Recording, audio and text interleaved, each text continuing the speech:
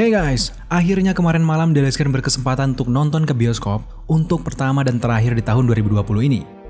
Setelah setengah tahun gak ke bioskop, berkat film Wonder Woman 1984, rasa kangen bioskop tersebut terobati.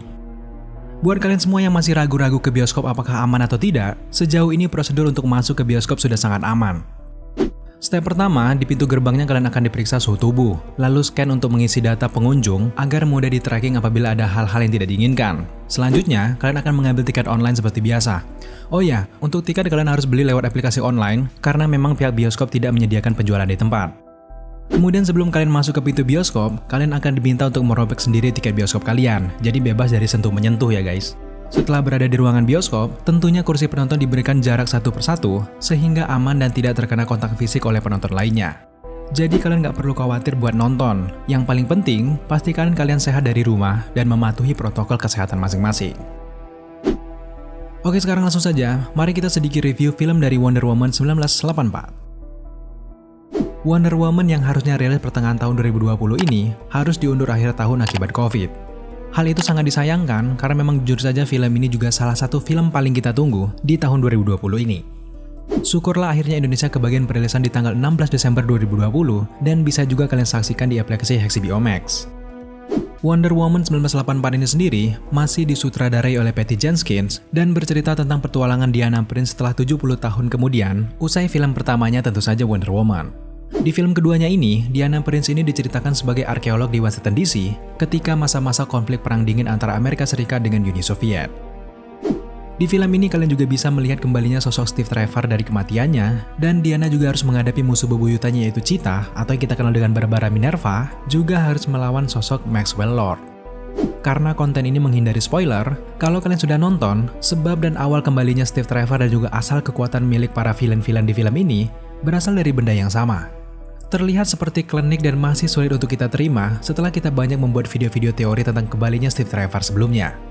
Tapi memang mengingat ini adalah film fiksi, tentu kita harus menerima jalan cerita yang dibuat oleh kru. Secara keseluruhan Wonder Woman 1984 adalah film yang memukau, itu sangat jelas. Melihat seorang Gal Gadot saja sudah membuat mata kita gagal fokus. Jujur Gal Gadot cantik banget di film ini, auranya keluar sampai meluber kemana-mana. Untuk akting dan juga chemistry antara Steve Trevor dan juga Diana Prince tentu sudah tidak perlu diragukan lagi. Momen-momen sedih berhasil disajikan dengan baik.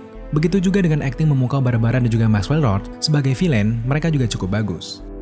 Tapi yang perlu banget buat kita bahas di sini, tentu saja tentang alur cerita dari film ini yang terkesan lambat dan cenderung membosankan di awal-awal filmnya. Penggambaran masa lalu Diana serta kegiatan di masa-masa 70 tahun setelah kehilangan Steve Trevor digambarkan sedikit terlalu lama. Pengenalan sosok dua villain di awal-awal film juga terasa sedikit lama. Mungkin saja, sutradara ini berusaha menjelaskan kepada penonton baru siapa itu Barbara dan juga Maxwell Lord. Kalau alasannya seperti itu, tentu bisa kita terima. Tapi meskipun bagus, dari awal ke pertengahan filmnya memang berjalan sedikit drama.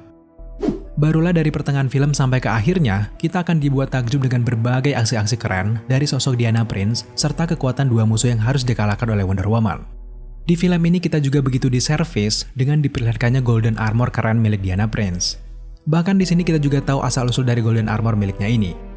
Lalu yang tidak kalah memukau juga, di film ini juga lahirnya Invisible Jet yang sudah sangat terkenal di komik-komik Wonder Woman. Sementara di sisi lain, Barbara yang sudah menjadi Cheetah ini juga memberikan perlawanan yang cukup kuat untuk Wonder Woman. Namun kalau kita melihat dari histori antara Wonder Woman dan juga Cheetah di dalam komik, jelas pertarungan keduanya di film ini terasa terlalu cepat dan sedikit kurang greget. Harusnya Cheetah ini dibuat lebih kuat lagi dari pertarungan akhir ini. Ya mungkin saja ini merupakan transisi dari Wonder Woman yang kehilangan separuh kekuatannya di awal film, hingga di akhir film ini membuat ia sosok Wonder Woman yang seutuhnya dengan gampang mengalahkan Cheetah. Atau bisa jadi juga ini merupakan sebuah awal dari proses permusuhan Barbara dengan Diana untuk film-film selanjutnya nanti yang membuat mereka berdua menjadi musuh bebuyutan. Juga untuk sosok villain utama yaitu Maxwell Lord yang kita tunggu-tunggu kejutan yang lebih besar dari Barbara, ternyata hanyalah manusia biasa yang haus kekuasaan dan bukan lawan yang cukup tangguh untuk Wonder Woman. Mungkin ending inilah yang sedikit membuat kita kurang greget. Harusnya, bisa saja sutradara ini membuat pertarungan akhir lebih spektakuler sehingga membuat akhir yang memuaskan untuk penonton.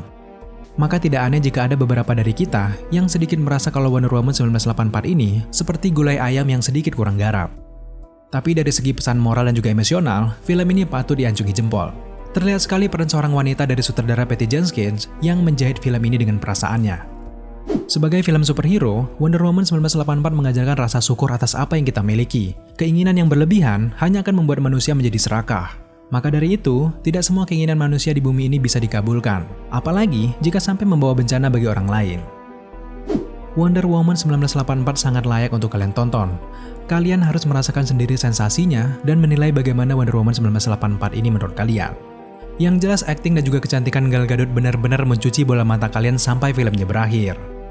Di akhir review, Dallas Square memberikan skor 8,8 dari 10 untuk Wonder Woman 1984. Karena memang tidak ada lagi film keren di tahun 2020 ini selain Wonder Woman, bisa dibilang film ini menjadi film terbaik di tahun 2020. Oke guys, terima kasih kalian sudah menyaksikan video ini sampai akhir. Jika kalian suka dengan konten seperti ini, jangan lupa dukung kita dengan cara subscribe, like, komen, dan share. Serta jangan lupa juga untuk nyalakan notifikasi, agar kalian mengetahui apabila Dallas Screen mengupload video setiap harinya. Thank you guys.